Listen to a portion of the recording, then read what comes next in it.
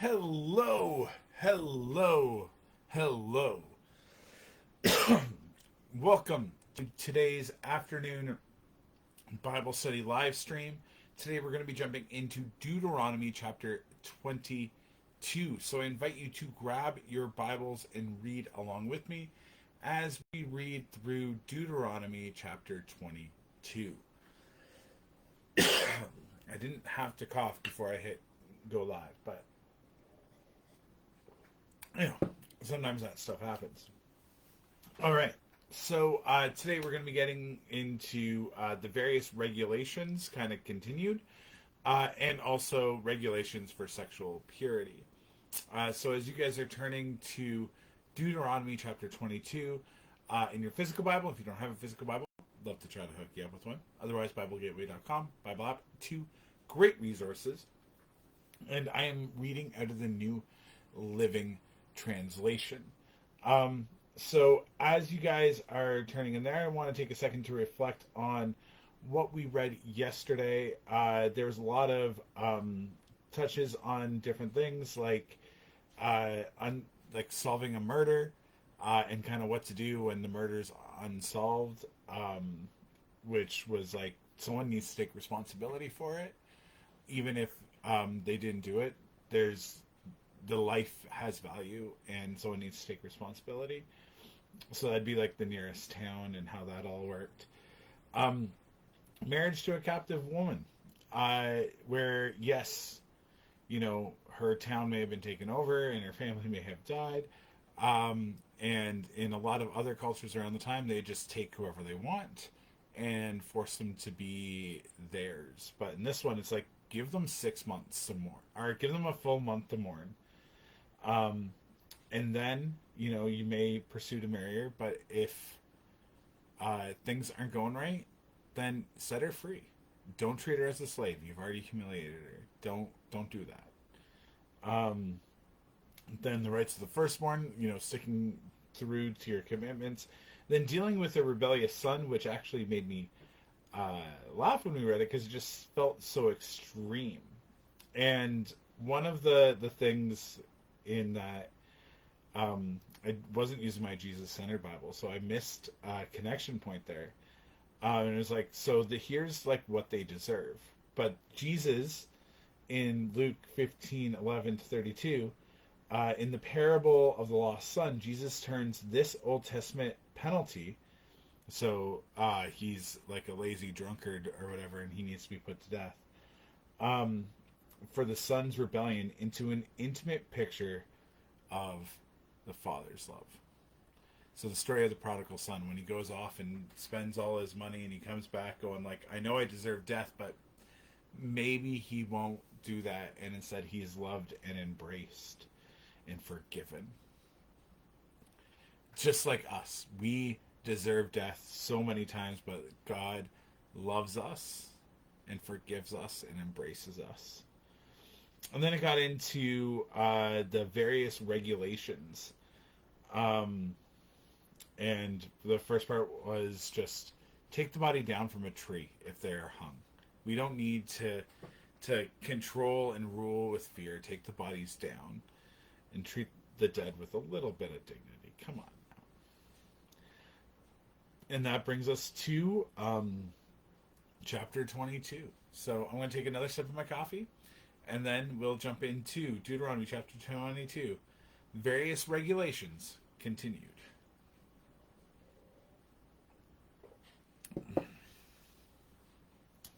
If you see your neighbor's ox or sheep or goat wandering away, don't ignore your responsibility. Take it back to its owner. If its owner does not live nearby, or you don't know who the owner is, take it to your place and keep it until the owner comes looking for it. Then you must return it. Do the same if you find your neighbor's donkey, clothing, or anything else your neighbor loses. Don't ignore your responsibility. If you see that your neighbor's donkey or ox has collapsed on the road, do not look the other way. Go and help your neighbor get it back to its feet. A woman must not put on men's clothes, and a man must not wear women's clothing. Anyone who does this is detestable in the sight of the Lord. If you happen to find a bird's nest in a tree or on the ground, and there are young ones or eggs in it, with the mother sitting in the nest, do not take the mother with the young. You may take the young, but let the mother go, so that you may prosper and enjoy a long life. When you build a new house, you must build a railing around the edge of its flat roof. That way, you will not be considered guilty of murder if someone falls from the roof. You must not plant any other crop between the rows of your vineyard. If you do, you are forbidden to use either the grapes from the vine or the yard of or the other crop. I don't know why that was so hard to say, but it was. Verse 10. You must not plow with an ox and donkey harnessed together. You must not wear clothing made of wool and linen woven together. You must not put 4 tassels on the hem of the cloak which you cover yourself on, front and the back side. You must put 4 tassels on the hem of the cloak with which you cover yourself, the front and the back side. Interesting. Okay. Regulations about sexual purity. 13. Suppose a man marries a woman, but after sleeping with her, he turns against her and publicly accuses her of shameful conduct, saying, "When I married this woman, I discovered she was not a virgin."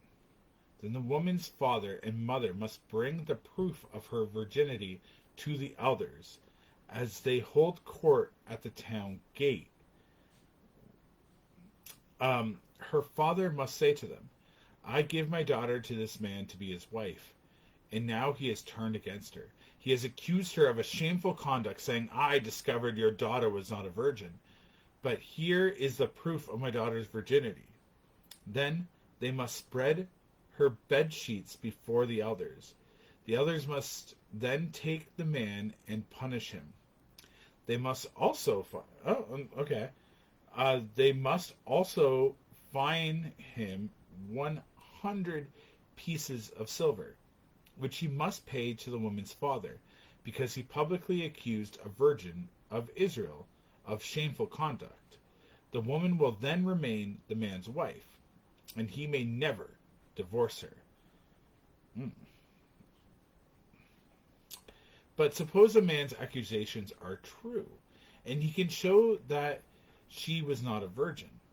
If the woman must be taken to the door of her father's home, and there the man of the town must stone her to death, for she has committed a disgraceful crime in Israel by being promiscuous while living in her parents' home.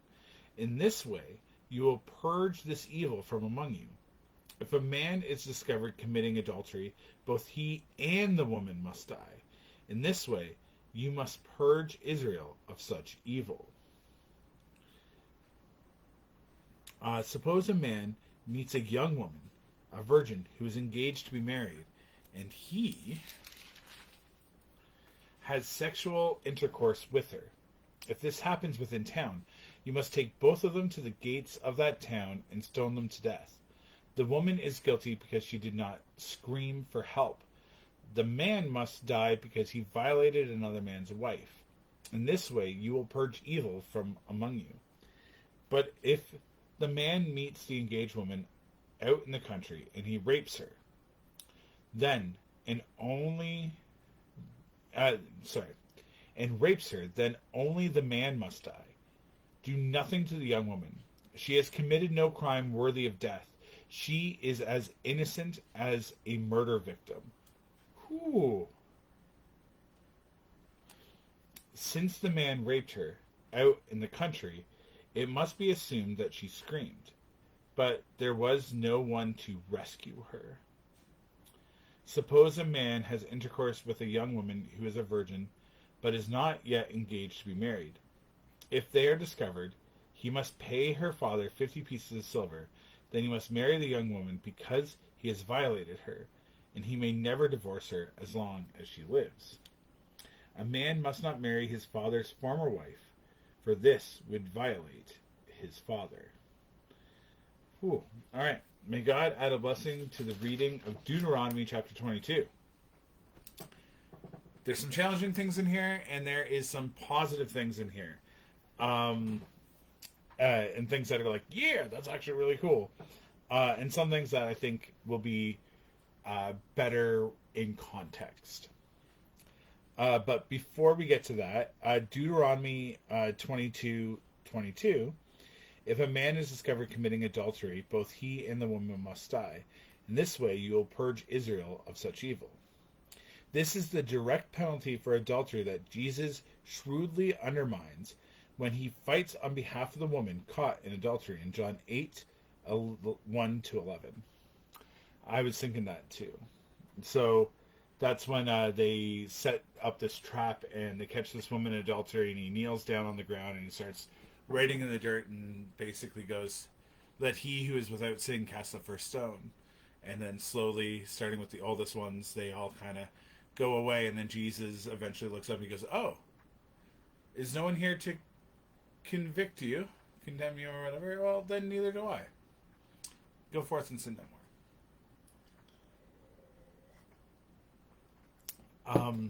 A powerful statement of God's forgiveness of sins.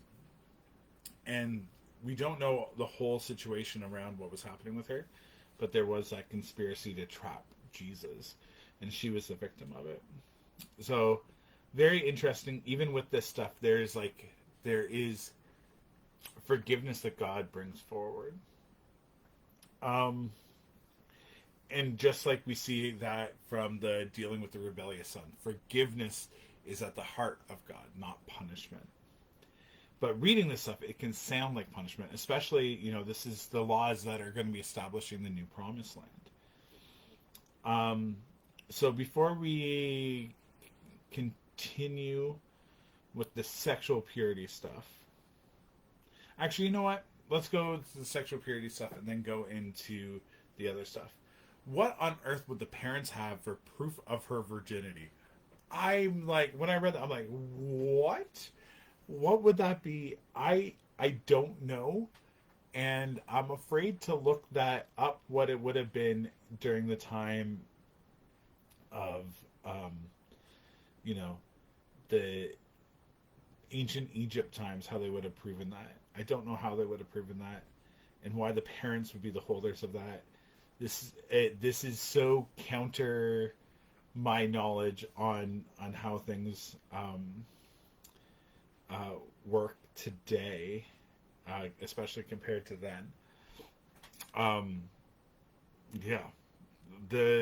don't know, but there's a couple of interesting things that come out of this. One, the first example here isn't like, and the woman obviously was, wrong, and she was doing all this other stuff. It was the man, if the man lies, he's got to pay a hefty price, right? So once it's protecting the woman, you might be like, how is this protecting her if the man can never divorce her? It's sticking through with your commitments, like you saw in the last chapter, right? If you go and you do that, as women sadly were treated like property back then, and she was kind of used, and it was known that she already had like these sexual relations, she might be pregnant, who knows, you have basically stopped her from being able to be married and be looked after. Women, was very hard for them to own jobs, it was very hard for them to own land, it was very hard for them to survive on their own. So this was ensuring her safety and longevity, because the man not only like kind of lied, but then he paid the price, and now like everyone's kind of on her side, and like she needs to be protected here, and he needs to stay forward with his commitment. And then there's the whole like, yeah, but what if she did do this, and it's like, well, then, she's kind of lying about who she is and what she is. She was sneaking around. And these relational things back then were really, really important. And they're the things that were punishable by death.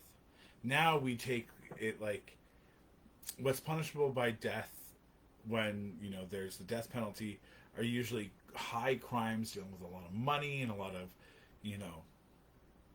stuff, or like, and if you take another life, which is also kind of a part of this too. But the relational laws were so important. You don't want to cheat. You don't want to commit adultery. You don't want to, be the person doing that, because the penalty for breaking your vows was so important. And the upholding of relationships was so, so important. It matters so, so much because of how much like it hurts the other person. So you really had to know what you were getting into before you entered into these relationships that bound people and stopped. And if you changed your mind, it would stop one of the parties from having a future. So these things mattered huge. And then, it's what if they commit adultery? Then they both have to die, because that relationship stuff is so important. Then it's essentially like, what happens if, it's in town and the towns have a ton of people in it? If she asked for help, someone should show up. And the testimonies would be like, yes, I heard someone screaming, but I didn't go, or whatever. So she needs to defend herself with her voice. If she doesn't defend herself with her voice, then the suggestion is that, she was a willing participant in this adultery. Which, it's sad, it's harsh, especially if that wasn't the case. My first question is, what if she's, mute? In which case, they probably would have had some other ways of going around it, like banging. If she shown signs of a struggle, is essentially what it's saying. If there is no signs of a struggle, then chances are they were willing participants. And now, this marriage is not, approved. And approved is so wrong, but this was the time of arranged marriages and stuff. But essentially, you're going against the will of people, and you're hurting somebody else by, that selfish desire. So once again, the punishment there, is harsh. But then if it happens when no one's around, well, then there's a good chance that, that she tried to struggle, but no one was there to help. No one was there to rescue her. Like, this sounds so painful, and God, through Moses here in Deuteronomy, emphasizes with the rape victim in such a way, she is as innocent as a victim of murder. Like, the heart there, the heartache. And I so sadly know so many people that have been the victims of rape, and it can really feel like your life is lost. Like you are a victim of murder. It's so hard to piece your life back together after that. And then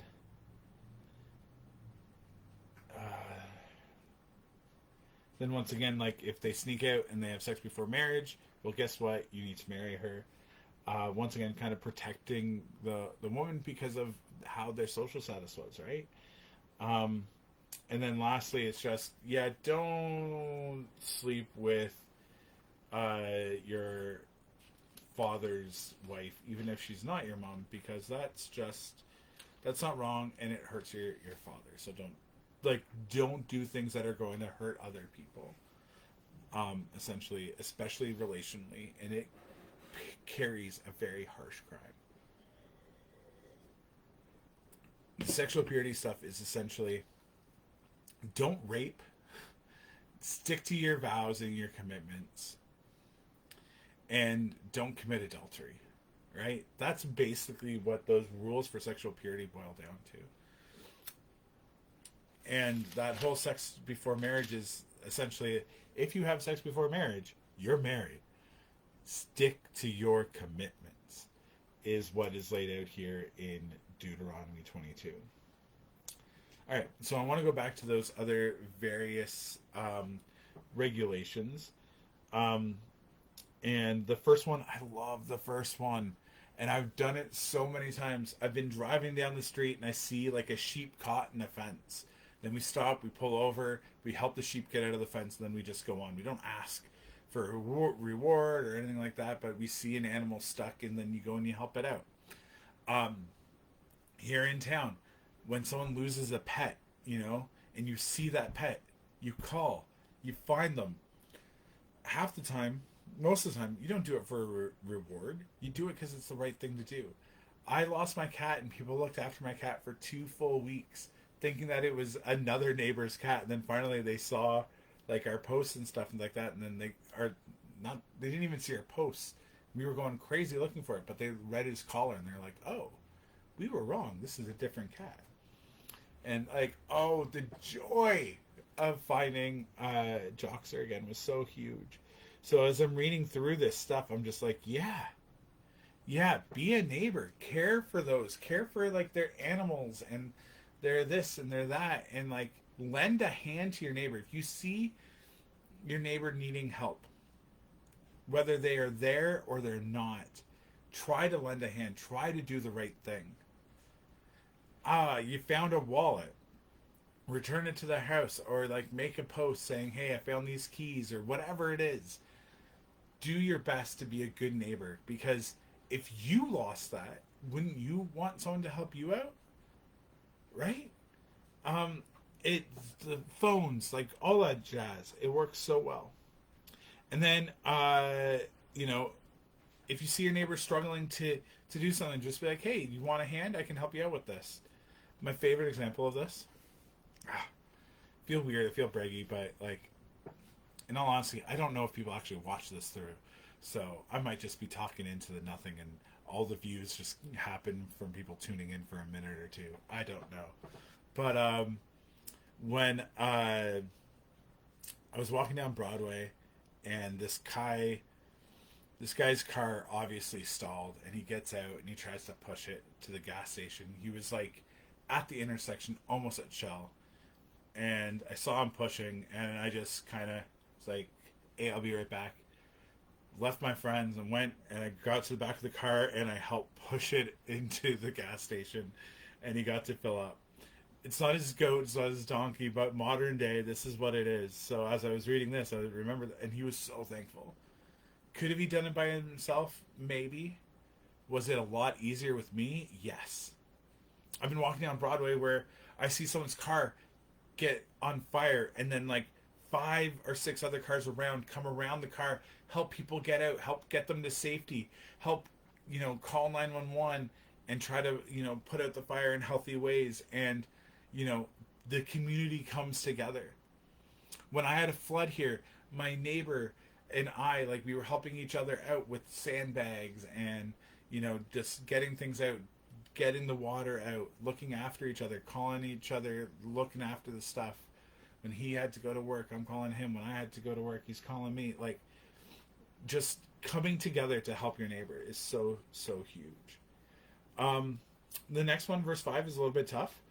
A man must not put on women's clothing, and a woman can't put on men's clothing. It's kind of like, okay, it just kind of said that, and then it moves on.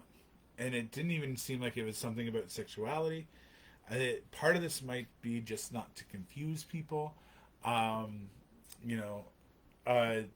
don't know why that is in there and the significance of that. I don't.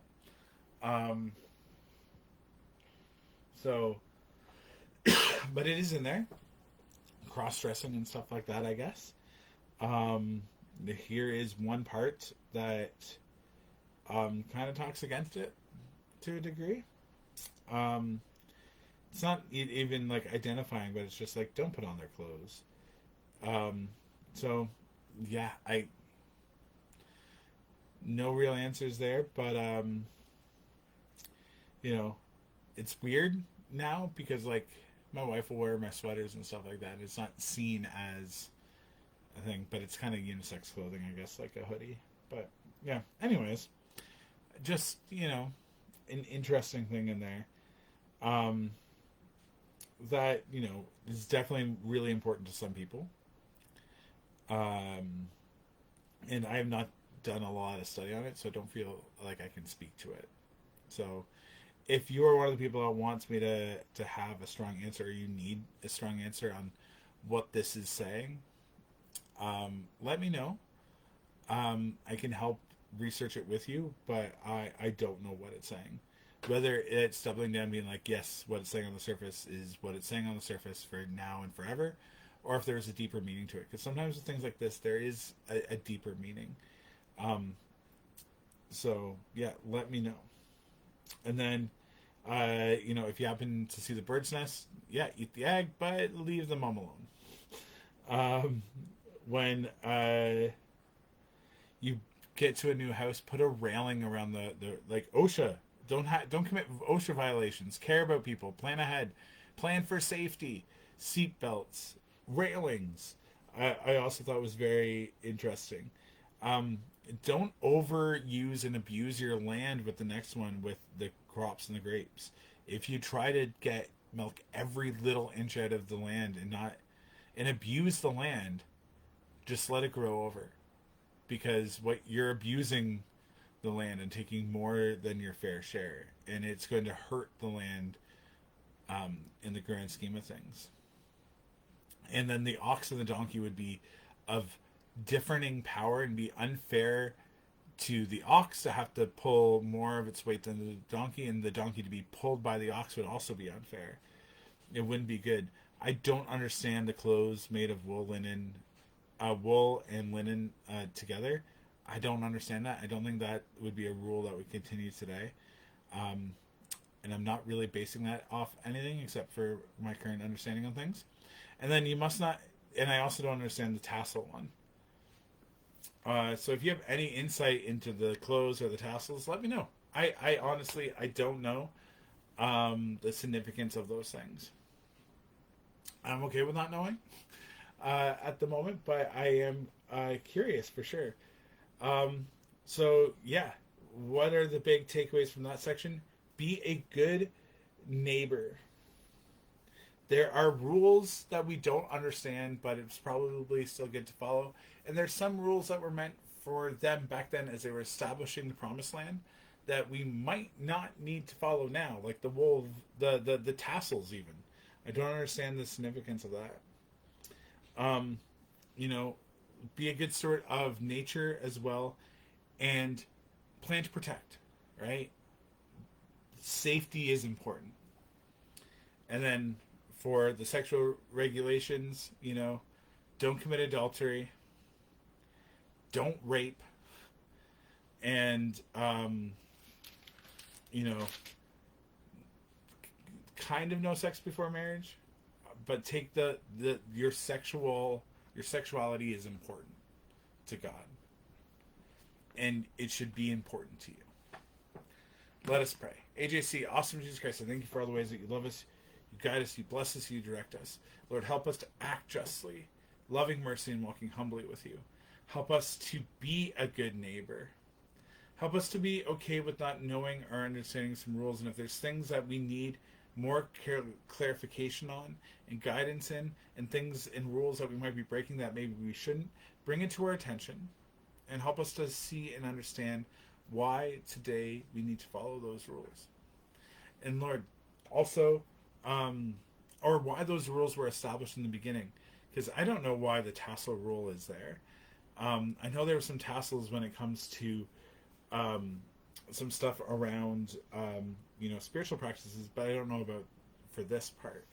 And Lord, help us to really understand on how important sex is to you, and may we follow that well, keeping it important, not seeking self-pleasure and forgetting about those that will get hurt by it. Lord, help us to not commit adultery.